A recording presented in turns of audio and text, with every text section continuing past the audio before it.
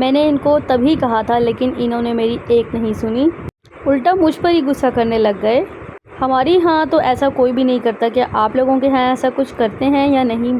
शुक्र है इन्होंने ऐसा कर लिया, वरना तो मेरा और इनका सीधा साधा ईद पे झगड़ा ही होना था।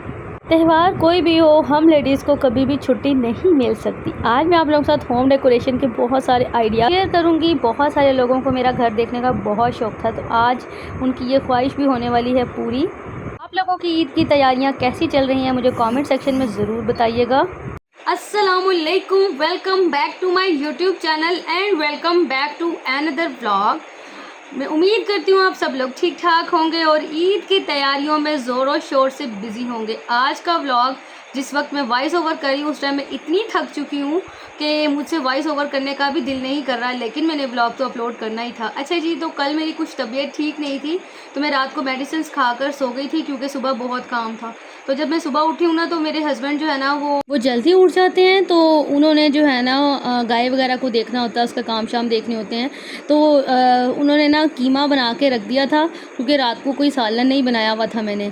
तो मैंने शुक्र अदा किया कि पहले मुझे ये टेंशन थी कि अभी मैं उठ के नाश्ते के लिए मुझे पहले सालन बनाना पड़ेगा, लेकिन शुक्र अल्लाह का कि उन्होंने बना दिया। और मेरे हस्बैंड कीमा बहुत मज़े का बनाते हैं, माशाल्लाह माशाल्लाह माशाल्लाह माशाल्लाह ज़रूर बोल दिया करें। अच्छा जी, तो किचन में जो है ना मेरा जो शोकेस जब बना था ना, तो मैंने तभी अपने हस्बैंड को बोला था कि हम ये वाली स्टिकी शीट्स जो है ना अपने शोकेस में लगा लेते हैं, इससे हमारी जो शीट्स है ना वो गंदी नहीं होंगी। लेकिन उन्होंने तो मेरी एक नहीं सुनी और मुझे ही गुस्सा हो गए। मुझे कहते हैं कि जी मैंने इतनी महंगी शीट लगवाई है, इतना महंगा काम करवाया, तो उसका क्या फ़ायदा। अब जो है 1 साल के बाद उनको जाके जब मैंने उनको दिखाया तो उनको रियलाइज़ हुआ कि वाकई बेगम भी जो है ना वो सही कह रही थी। तो यहाँ पे जी मैंने शीट्स मंगवाई हुई थी, ये रोल्स ये मैंने फेसबुक के एक पेज से मंगवाई थी, 5 स्टोर से। उनकी डील चल रही थी, 1000 रुपीज़ के 4 रोल थे, तो मैंने उनसे मंगवा लिए थे। तो मैंने इनसे कहा था कि आप ना इसकी मेजरमेंट्स के मुताबिक इसकी कटिंग कर दें, तो इसको जो है ना मैं खुद कर लूँगी। अब आप लोग ये देखें कि ये हर वीक के बाद मैं इसकी सफाई करती हूँ और हर वीक के बाद इसका ये केबन्स का सारे केबन्स का ये हाल हो जाता है। तो इस वजह से मैंने इनसे कहा था कि हम शीट लगवा लेते हैं। अब जब मैंने बर्तन उतारे और इनको दिखाया, हालांकि मैं पहले भी इनसे कहती रही हूँ कि मैंने लगानी है, लेकिन इन्होंने मुझे मना कर दिया कि नहीं कोई ज़रूरत नहीं है लगाने की।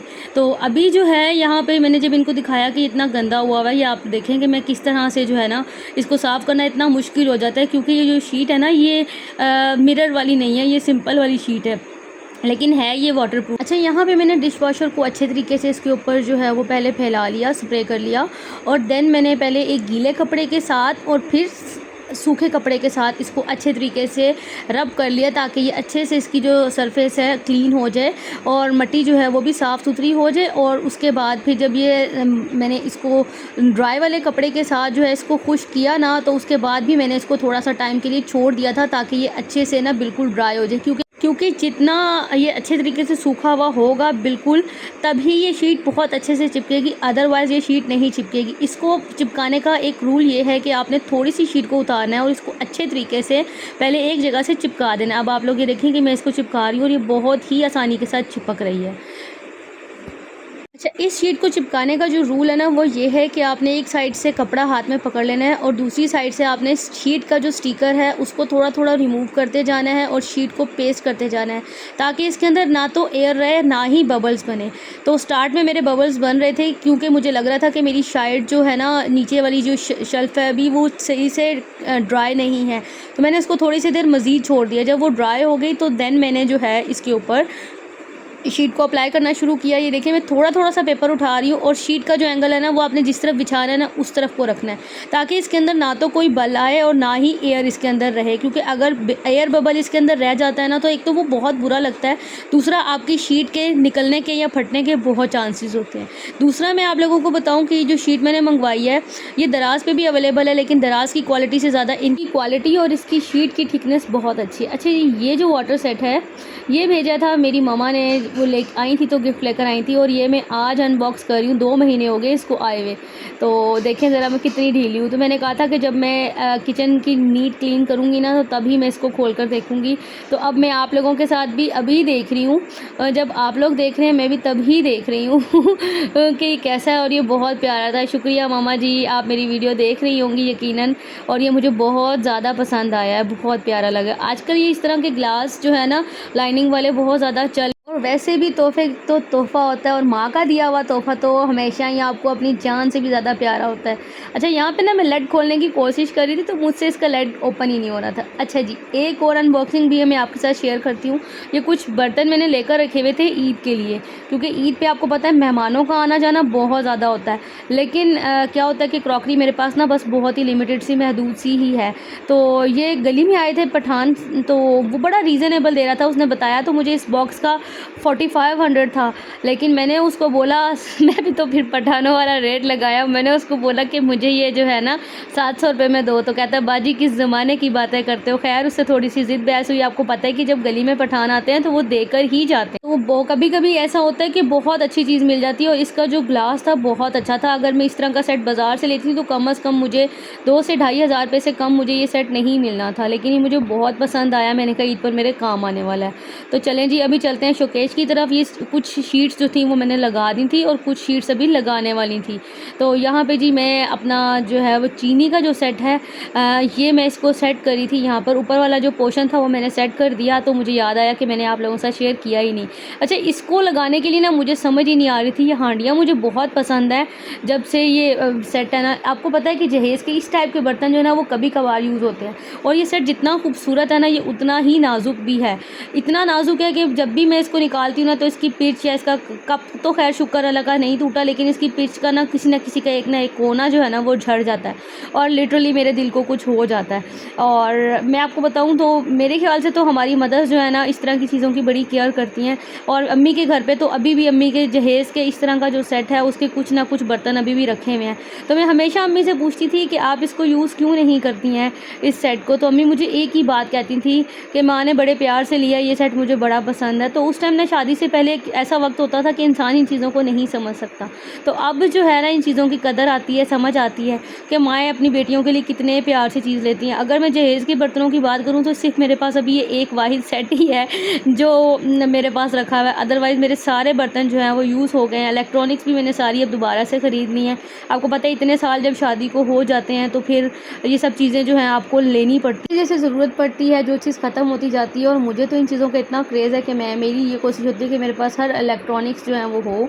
अच्छा, ये जो कैंडल्स है ना इसके साथ मैंने ये भी रख दिया है। ये कैंडल्स मुझे बहुत पसंद है। ये हुरब क्रिएशंस ने मुझे पीआर भेजा था और ये कैंडल्स इनकी बहुत अच्छी हैं, लेकिन अभी तक मैंने उसको एज़ डेकोरेशन पीस ही उसको यूज़ किया हुआ है, क्योंकि ऐसा कभी कोई मौका ही नहीं आया कि हम कैंडल लाइट डिनर करें। जब भी कोई फंक्शन वगैरह होता है तो हम लोग खाना खाने के लिए बाहर चले जाते हैं, तो घर पे कभी कोई इस तरह का सेटअप बना ही नहीं कि ये टेबल्स पे रखी जाती और फिर ये ऑन होती तो बहुत प्यारी लगती। लेकिन जब भी मैंने इसे यूज़ किया, मैं आप लोगों के साथ ज़रूर शेयर करूँगी। तो फाइनली यहाँ पे मैंने सारा जो सेटअप है वो कर लिया है। आप लोग देखें और मुझे बताएं कि कैसा लग रहा है, क्योंकि मेरे पास क्रॉकरी बहुत ज़्यादा नहीं है, बस इतनी है अल्हम्दुलिल्लाह, इतनी काफ़ी है, मेरे यूज़ के लिए काफ़ी है।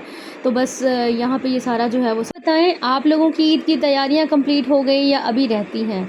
तो बस मेरा तो ये सेटअप था, इसका ये वाला काम तो वाइंड अप हो गया। देखने में ऐसे लग रहा था कि ये बस थोड़ी सी देर का काम है, लेकिन जब मैंने स्टार्ट किया तो भाई 5-6 घंटे इसने मेरे ले लिए, बल्कि ज़्यादा ही, क्योंकि एक एक शेल्फ़ को साफ़ करना, फिर बर्तनों को साफ़ करना और फिर लगाना बड़ा काम होता है।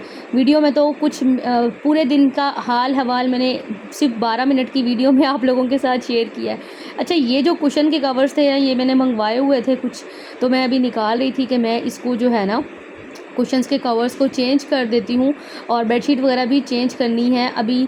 तो ये वाले सारे काम जो थे ना, आपको पता है कि ईद पे जो है ना मुझे बहुत शौक़ होता है कि भी मेरा आम रूटीन में भी होता है, बहुत सारी लेडीज़ को होता ही है, मुझे ऐसा लगता है। बाकी मुझे आप लोगों का नहीं पता, क्योंकि सब एक से ना घर की नई नई चीज़ें, अच्छी अच्छी चीज़ों का बहुत शौक़ है, लेकिन लिमिटेड बजट होता है, उसी में सब चीज़ों को मैनेज करना होता है। तो मेरी कोशिश होती है आहिस्ता आहिस्ता करके एक एक करके ले लें। यहाँ पर मैं जादू करने की कोशिश कर रही थी कि जादू हो जाए और ये सारा काम जो है चुटकी बजा के हो जाए, लेकिन आपको पता ही है कि जी जादू इस तरीके से नहीं हुआ जाता।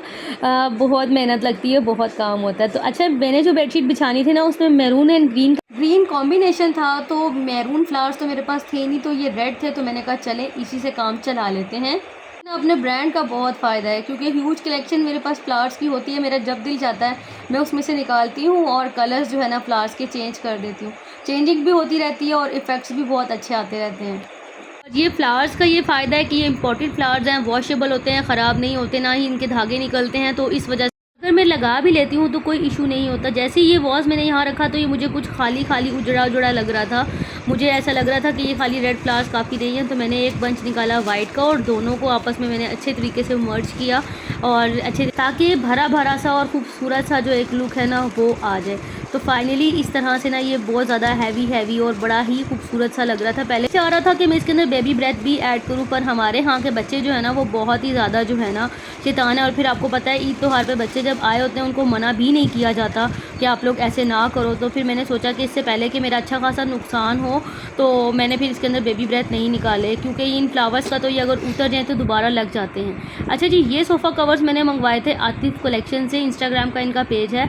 और सीरियसली इन्होंने इतना अच्छा मेरे दीवान का कवर दिया। ये दो मैंने पिक्चर दी थी, उन्होंने उस पिक्चर के साथ मेजरमेंट्स मैंने उनको सेंड की थी और उन्होंने इस मेजरमेंट्स के साथ इतनी ज़बरदस्त मुझे ये सोफ़ा कवर बना कर दिया। मैंने ग्रे, क्योंकि मेरा सारा थीम था यहाँ पे, तो मैंने ग्रे कलर मंगवाया था। और ये देखिए जी मेरी ट्रांसफॉर्मेशन वीडियो कैसी लगी है। अच्छा, यहाँ पे मैंने इसकी सारी सेटिंग वगैरह कर दी थी। अभी यहाँ पे कारपेट पे जो है ना मैंने चादर जो है वो अभी बिछानी थी, लेकिन उससे पहले मैंने कहा चले मैं आपको दीवान का जो लुक है ना वो दिखा देती हूँ कि ये बहुत ही ज़बरदस्त सा बबल कवर्स हैं और बहुत ही अच्छे तरीके से बहुत आसानी से ये हो गए। और आप लोग देखें कि कितना लग्जरी लुक दे रहे हैं। इससे क्या होगा कि मेरा सोफ़ा जो है गंदा नहीं होगा। शुक्र है जी आपके भाई साहब यानी मेरे मियाँ जी ने मेरी ये सुन ली पुकार। मैं उनको कब से कह रही थी कि सिलेंडर को चूल्हे के साथ अटैच कर दें, क्योंकि मुझे खाना बनाने में, वीडियो शूट करने में बहुत मसला होता है। तो वो मुझे रोज़ कहते थे आज कर दूंगा, कल कर दूंगा, आज कर दूंगा, कल कर दूंगा। फाइनली आज का दिन ये आ ही गया कि मेरे चूल्हे के साथ उन्होंने अटैच कर दिया। अब मैं चूल्हे के ऊपर ही खाना बनाऊँगी। सिलेंडर से मेरी जान छूट गई है। अगर भी आज भी ये ना करते ना तो सीरियसली मेरा इनके साथ फड्डा हो जाना था, वो भी ईद के दिन दोनों के मूड ख़राब होने थे। तो खैर फाइनली यहाँ पे सारा कुछ सेटमेंट कर दिया है। आप लोग देखें और मुझे बताएं कि आप लोगों को कैसा लगा है। कारपेट जब गंदा हो जाता है ना तो उसको क्लीन करना बहुत ही मुश्किल काम होता है। और हमारे यहाँ ना लोग इस किस्म के हैं कि जब देखेंगे भी कि कारपेट बिछा हुआ है फिर भी बाहर के गंदे जूते उन्होंने कारपेट के ऊपर लेके आने ही होते हैं। बाज़ों का तो मुझे ऐसा होता है, इतना गुस्सा आता है ना कि मैं इन लोगों को क्या कहूँ कि खुद से कॉमन सेंस नहीं है कि बंदा जूते जो है उतार के बाहर आ जाए। अच्छा, अंदर जैसी ही चादर मैंने यहाँ पे बिछाई है, लेकिन इसके ऊपर ना मैंने वो रफ वाली चादर पहले से ऊपर बिछा दी थी जो पहले बिछी हुई थी, ताकि ना नीचे वाली जो चादर है जब कुर्बानी हो जाएगी, सारा काम सिमट जाएगा ना, तो मैं इसको ईजीली यहाँ से रिमूव कर दूँगी, तो नीचे वाली जो चादर है ना मेरी ठीक हो जाएगी। तो बस ये था जी मेरा आज का व्लॉग। ईद मुबारक आप लोगों को एडवांस में। अब आएगा अगला ईद का व्लॉग, तब मिलते हैं अगले व्लॉग में। अल्लाह हाफ़िज़।